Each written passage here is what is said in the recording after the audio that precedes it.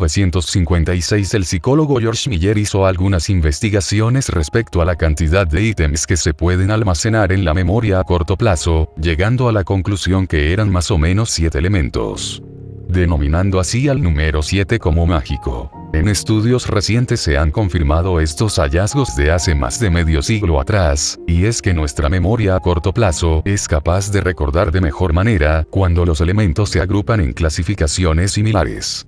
Y dentro de estas secciones clasificadas, también podemos encontrar el número 7 como un factor común. En base a esto, podemos encontrarnos con muchas cosas que están organizadas en 7 elementos, como por ejemplo los días de la semana, las notas musicales, las 7 maravillas del mundo, o los pecados capitales. Pero, ¿cómo es que Miller llegó a esta conclusión?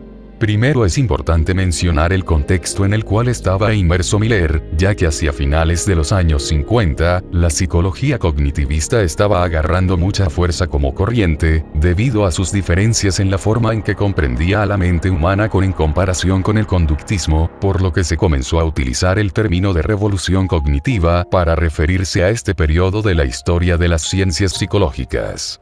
Claramente Miller fue uno de los impulsores gracias a sus investigaciones relacionadas con la capacidad de almacenamiento que tenía nuestra memoria. Las investigaciones por él recogidas se encuentran en su texto El número mágico 7, más o menos 2. Algunos límites a nuestra capacidad de procesamiento de la información, que fue publicado originalmente en The Psychological Review.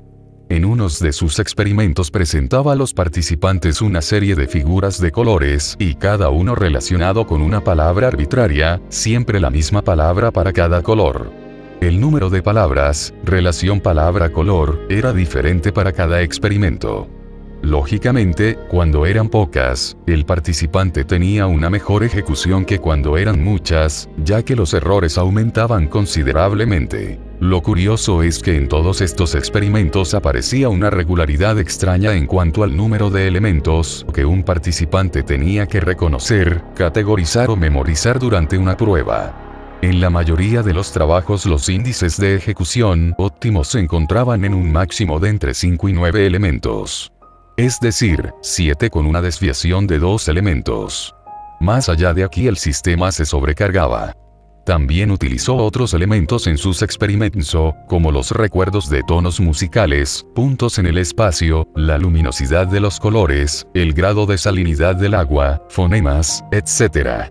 Y en todas apuntaban entre 5 a 9, siendo el mágico número 7 el promedio como un límite para la percepción y la memoria humana. Estos experimentos condujeron a Miller a proponer su teoría sobre el lapsus del juicio absoluto. Tenemos una capacidad limitada para identificar y procesar con precisión los estímulos, por lo cual, también tendremos una capacidad limitada para retener la información en nuestra memoria, a menos que utilicemos alguna que otra técnica mnemotética como los chunks.